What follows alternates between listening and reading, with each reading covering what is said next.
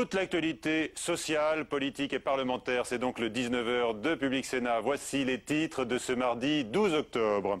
Les lycéens gonflent les cortèges contre la réforme des retraites. Manifestation qualifiée d'exceptionnelle partout en France par les syndicats. Des grèves déjà reconduites à la RATP, à la SNCF demain avec les mêmes perturbations.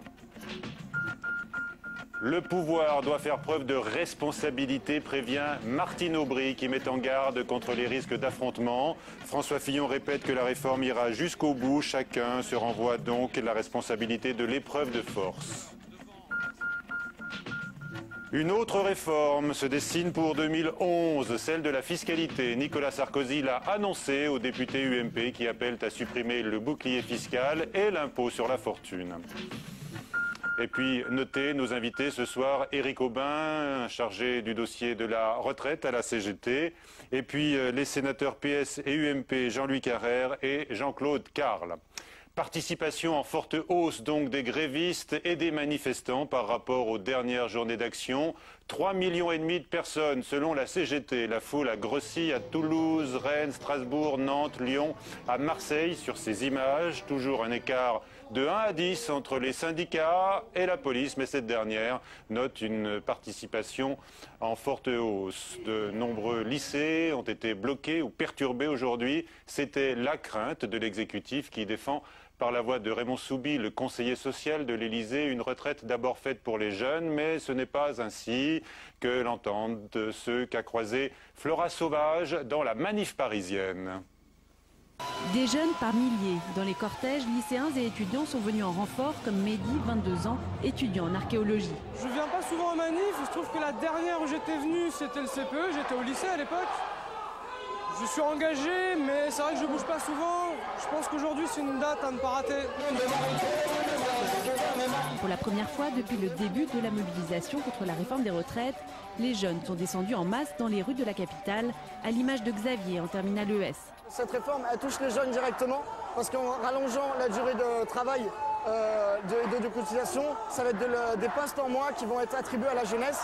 En plus de ça, on peut dire que même si ça ne me touche pas maintenant, ça touche mes parents, mes grands-parents et ça me touchera moi plus tard. Si aujourd'hui je ne fais rien, ça veut dire que d'ici 40 ans, le système des retraites sera fini. Pour ces jeunes, la retraite, ce n'est pas qu'une affaire de vieux.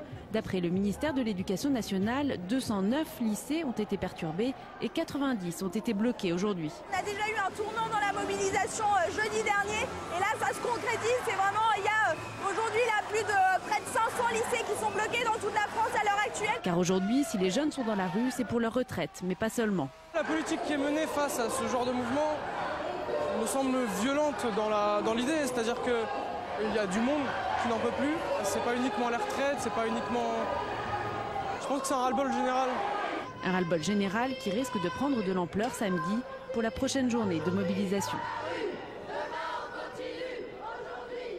Nous restons sur le cortège parisien qui s'est déployé entre Montparnasse et la Bastille. Aujourd'hui, sur place, donc, nous retrouvons Marie Brémaud. Marie, vous témoignez d'un afflux de manifestants. Oui, cela fait 5 heures maintenant que la manifestation a démarré et pourtant les gens continuent d'affluer ici, place de la Bastille. Vous le voyez, dans une ambiance plutôt festive. Il faut dire que les deux cortèges parisiens étaient noirs de monde. 89 000 personnes selon la police, 330 000 selon les organisations syndicales. Dans les deux cas, ces chiffres sont supérieurs à ceux des journées d'action précédentes. Pour les leaders syndicaux, cela doit être pris en compte par le gouvernement. On les écoute tout de suite. Le gouvernement qui espérait un reflux des manifestations s'est trompé. On a de plus en plus de soutien. Ce qui veut dire, et c'est la deuxième chose, que le gouvernement ne peut pas rester sur cette attitude. C'est donc une détermination de ce mouvement qui se confirme jour après jour, initiative après initiative. Et ce qui me fait dire que le gouvernement, le chef de l'État, est vraiment dans une impasse avec son projet de loi. Face au refus et je dirais à la provocation et au mépris aussi du gouvernement, l'effet est inverse que celui que le gouvernement espérait. Non seulement ça ne s'essouffle pas, mais ça s'ancre et ça a tendance à s'élargir. Marie, on vous retrouve dans ce cortège. Donc, quel est le climat sur la fin de cette manifestation ?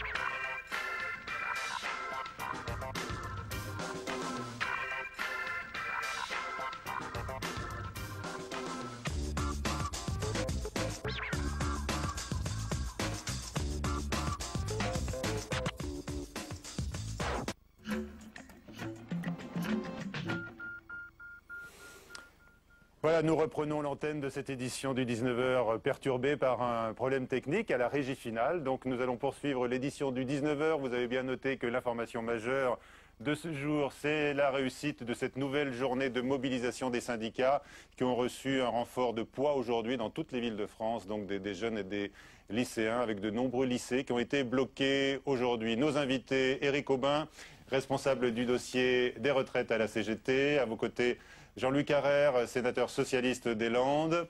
Jean-Claude Carle est avec nous également, sénateur UMP de Haute-Savoie. Et Guillaume Tabar, éditorialiste aux Échos, à qui je vais tout de suite donner la parole. Guillaume, le vote des mesures clés de la réforme, notamment au Sénat, n'a donc pas démobilisé les opposants, au contraire. Et donc, les jeunes sont entrés dans la danse. Quelles options s'offrent ce soir à l'exécutif? Écoutez, à l'exécutif comme au syndicat, je pense qu'il y a maintenant un seul mot d'ordre qui est le verbe tenir.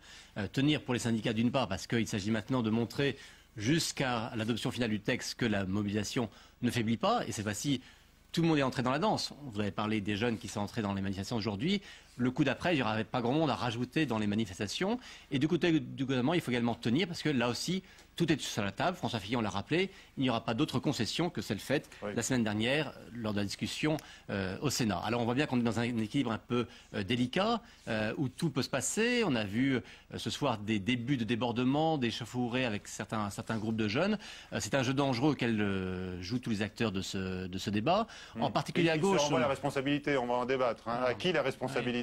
On a vu notamment Martine Aubry, alors c'est un peu, je dirais, une ficelle un peu classique dans ce genre de mouvement, de dire attention, le gouvernement, le pouvoir en place porterait la responsabilité d'une dramatisation du conflit. Bon, c'est un peu. Parce que moi je suis pas du tout d'accord avec vos options.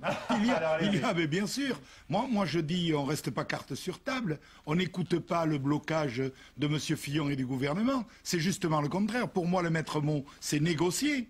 Tout est possible. Le débat est au Sénat. Vous nous parlez d'articles votés. Nous avons voté 2 articles sur 36. Les 2 bornes d'âge. Hein, oui, tout à fait.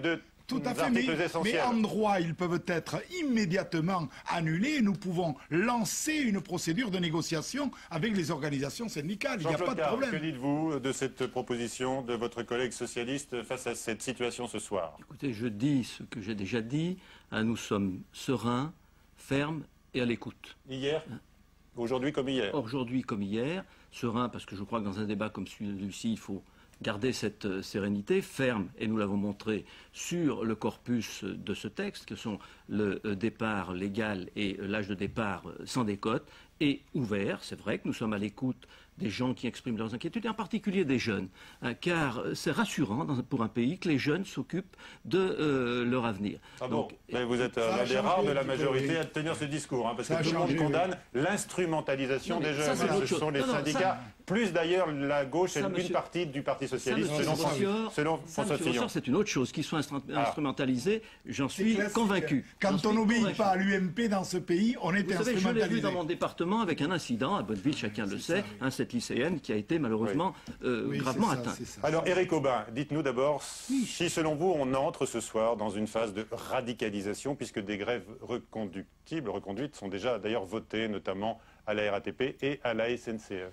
Alors, chaque mobilisation a sa caractéristique. Je crois que la caractéristique de celle d'aujourd'hui, c'est qu'elle intervient au lendemain du vote du Sénat de l'article 5 et 6 qui sont effectivement les bornes d'âge et que finalement le gouvernement, le président de la République souhaitait faire chuter la mobilisation par ce vote anticipé, et finalement, il n'en a rien été, puisqu'on a augmenté le nombre de manifestants, puisqu'on est passé à 3 500 000. Non. Les jeunes disent qu'ils étaient 150 000 dans les manifestations.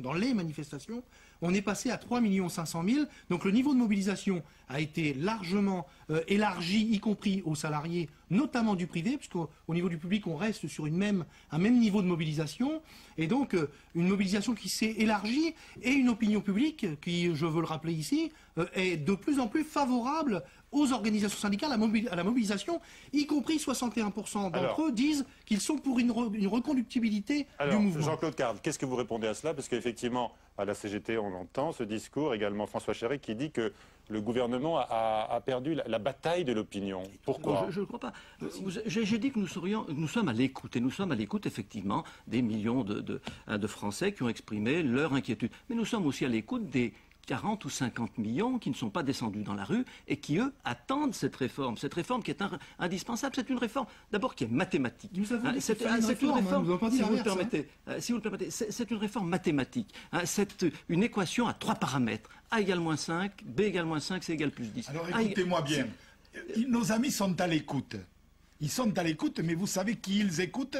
Ils s'écoutent à eux. Ils ne nous écoutent pas à nous. Nous avons des projets alternatifs. Mon cher collègue, je suis comme vous sur le terrain, c'est pas le discours que j'entends. Arrêtez de faire des blocages sur des bornes d'âge. Et nous vous proposons de nouveaux financements. Pourquoi ? Ils font financer cette retraite par les salariés et pas du tout par le capital et par la spéculation. Nous ne sommes pas d'accord. Il n'y a plus d'équité dans ce projet. Pour ce qui nous concerne, nous avons dénoncé la méthode qui a consisté à mettre en place des concertations, mais en aucun cas des confrontations, des négociations depuis le mois d'avril. Je crois qu'aujourd'hui, le gouvernement et le président de la République payent aussi sa méthode. Je crois que faire passer une réforme telle que la réforme des retraites, qui est structurante pour la vie des salariés dans ce pays, par un passage en force tel qu'il le fait aujourd'hui, est complètement incompris des salariés et inaccepté. Donc je crois que le gouvernement va devoir revenir sur sa position et ouvrir des discussions. Écoutez, c'est pas compliqué, l'UMP écoute l'UMP. Voilà ce qui se passe. Et les socialistes écoutent les socialistes. Oui, c'est ça. Oui. Mais le peuple écoute plutôt les socialistes en ce moment. Et vous feriez bien... Vous l'aviez peut-être un peu trop oublié. Vous feriez bien de discuter avec les socialistes et avec les organisations syndicales. Ça me paraît intéressant. Nous sommes prêts à discuter. D'ailleurs, je trouve les organisations syndicales beaucoup plus responsables que le Parti socialiste. Ah oui. Alors, Guillaume Tabar va reprendre la parole parce qu'il n'a pas terminé sa démonstration tout à l'heure. Monsieur Carrère, vous l'avez interrompu. Il avait encore sans doute des choses à nous dire. Et peut-être que vous pourrez réagir à nouveau. Je n'y manquerai pas. Allez-y, écoutez bien. Un point peut-être à préciser qui, je pense, faut faire réagir également, c'est un peu la manière d'utiliser les jeunes, j'allais dire, comme une sorte de bouclier humain dans ce conflit, puisque forcément, il y a une sensibilité plus forte dès que les jeunes sont dans la rue, avec une question que je me pose. Vous avez des enfants ? J'ai des enfants. Et que vous disent-ils ? Dont un qui est lycéen, et aujourd'hui, pas dans la rue, aujourd'hui, mardi, ce lycéen avait cours. Oui. Bon, et je pense que les lycéens qu'on a vus avaient cours également. Donc, moi, j'ai une question à vous poser. Est-ce que vous appelez un lycéen à sécher des cours pour aller manifester ? Non. Mais c'est une vieille méthode de la droite très classique. Quand les lycéens descendent dans la rue... lycéen que je vous pose. Là. Est-ce qu'il est bon ? Mais vous pouvez me la poser. Est-ce qu'il est bon d'appeler un lycéen à sécher les cours ? Je pense qu'il est bon que les lycéens votent, puisqu'on leur a donné le droit de vote à 18 ans. Il est bon que les lycéens soient pénalement responsables, puisque dans notre système, ils sont pénalement responsables. Mais quand ils pensent à leur avenir et qu'ils se posent des questions sur leur avenir immédiat et sur leur avenir lointain, alors comme ils vous dérangent, ce sont ces socialistes qui les instrumentalisent. Éric Aubin, vous aviez envie de réagir ? Nous sommes les vilains démons. Non. Vous avez entendu l'expression bouclier humain, je vous ai vu. Tout à fait. Il faudrait mieux de supprimer le bouclier fiscal. Je pense que c'est vraiment pas le terme approprié. Je pense qu'à force de dire aux jeunes que la réforme, elle est pour eux, finalement, les jeunes ont regardé, effectivement, ce qu'il y avait dans cette réforme. Et ils ont fait la même analyse que les organisations syndicales de salariés, à savoir qu'elle n'est en aucun cas pour eux, qu'elle ne garantit pas la pérennité des retraites. Parce qu'en 2018, il faudra revenir, et on nous dira à ce moment-là qu'il faudra travailler jusqu'à 65 ans pour avoir l'âge légal de départ en retraite. Elle est injuste parce que c'est les femmes, les jeunes et les précaires qui sont le plus visés par cette réforme des retraites, mais si parce que les carrières incomplètes, avec une augmentation de la durée de cotisation, ça fait que les décotes vont s'appliquer et que le niveau de pension va considérablement chuter. Et elle n'est pas financée. Et elle n'est pas financée. Donc je crois que les jeunes l'ont compris et aujourd'hui s'ils manifestent, ils le disent. C'est pas en soutien aux salariés, c'est vraiment parce qu'ils ont bien convenu que la réforme, elle est pour eux très pénalisante pour leur avenir. Le fait qu'elle ne soit pas financée met tout simplement en péril le système par répartition. Alors que j'ai entendu et M. Wörth et M. Tronc sans arrêt. Elle n'est pas financée à partir de 2012. Mais déjà aujourd'hui. Mais oui. Mais justement, on a fait des propositions nous, pour avoir des ressources c'est intéressant et mener une autre politique d'emploi. Mais on veut bien répondre. Moi qui ne suis ni dans la majorité ni l'opposition, je vous pose une question simple. N'y a-t-il pas un paradoxe à trouver que la réforme actuelle n'est pas financée, donc ne va pas assez loin en termes de financement, et à vouloir commencer par supprimer les mesures qui garantissent le plus. Oui, mais parce qu'il y a d'autres alternatives possibles. Il y a d'autres alternatives possibles. Très brièvement, nous avons un projet alternatif qui nous permet, en maintenant les bornes d'âge à 60 et à 65 ans, de financer le déficit prévu par le corps qui est de 45 milliards. En allongeant la durée de cotisation. En allongeant par exemple la durée, oui, mais surtout en prélevant à d'autres sources. Leur manière de financer est complètement indolore pour les riches. Les amis du Fouquet's ne paieront pas, là. Ce seront les salariés qui paieront. Nous voulons une répartition beaucoup plus équitable du financement entre la spéculation et les salariés. C'est de la caricature, Monsieur Carrère, et vous le savez bien. Et vos propositions ne sont pas crédibles. C'est pas vrai. Vous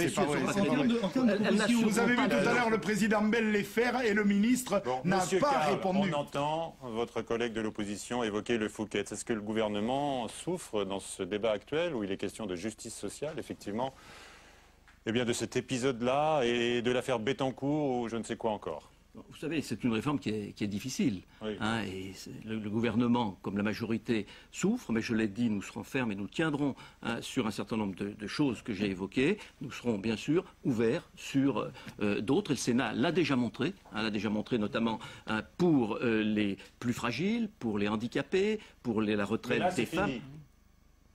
Ça n'ira pas plus loin. C'est une ouverture. Ce n'était pas le texte du gouvernement. Il peut y en avoir d'autres. D'autres ouvertures. Il en faut d'autres. Nous pensons, que les mobilisations se poursuivent dans certains endroits. La reconduction a été votée par certains salariés.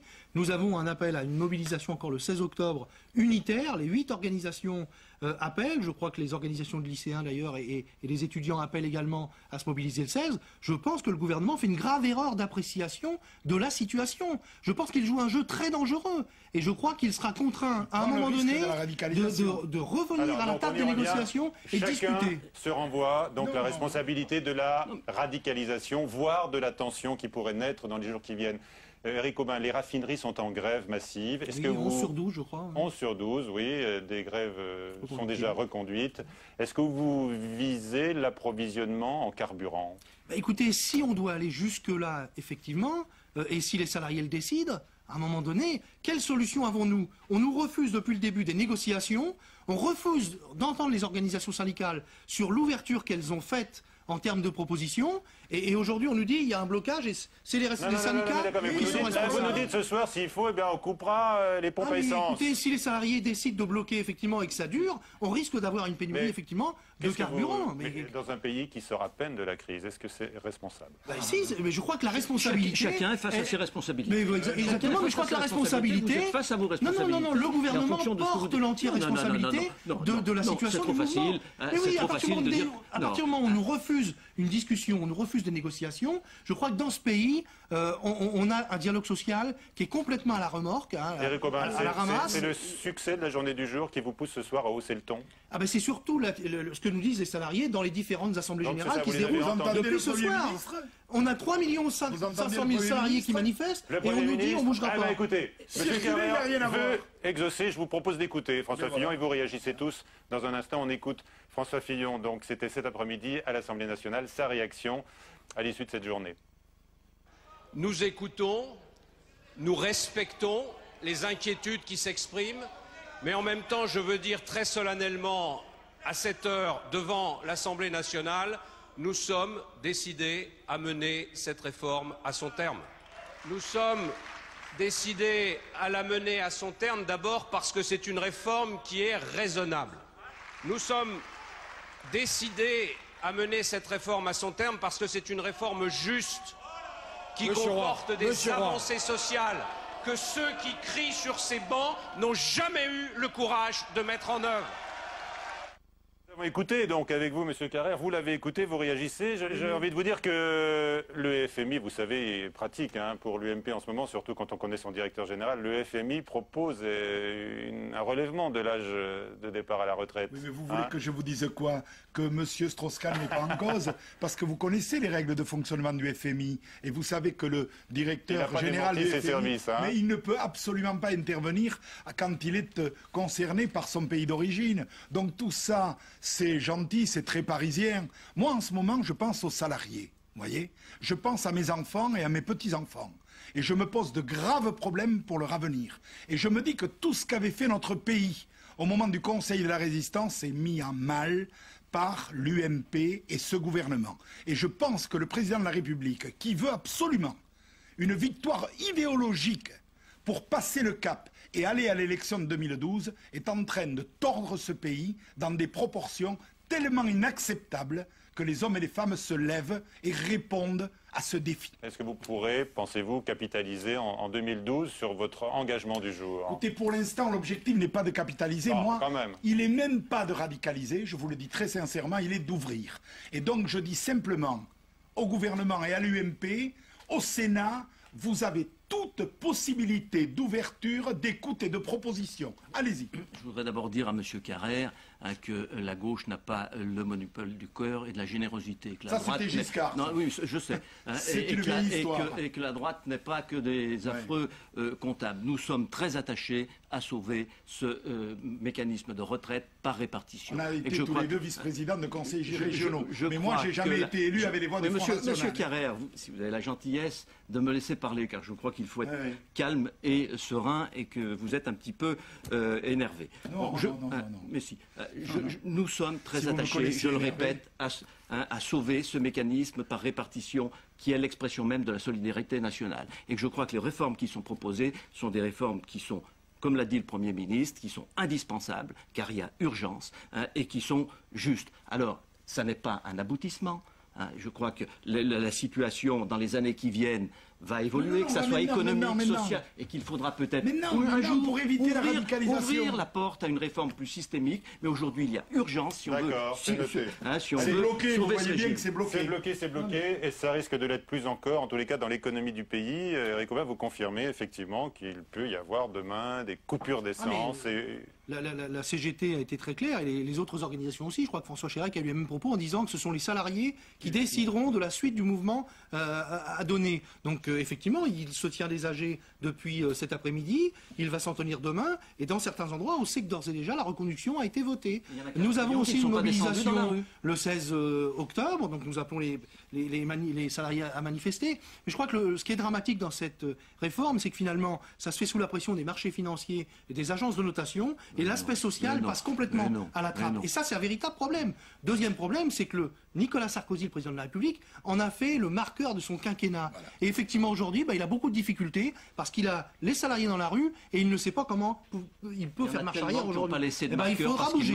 Il faudra bouger. Très bien, merci. On va voir si les choses et comment les choses bougent dans les heures et les jours qui viennent. Merci à tous les quatre d'avoir participé à ce débat passionné et animé du 19h. À 22h, vous retrouverez Sonia Mabrouk pour le journal Le Fil Info, bien sûr en permanence sur publicsénat.fr. À suivre sur la chaîne parlementaire Assemblée nationale, un documentaire I Am the Media, le narcissisme, valeur en hausse sur Internet. Bonsoir à tous.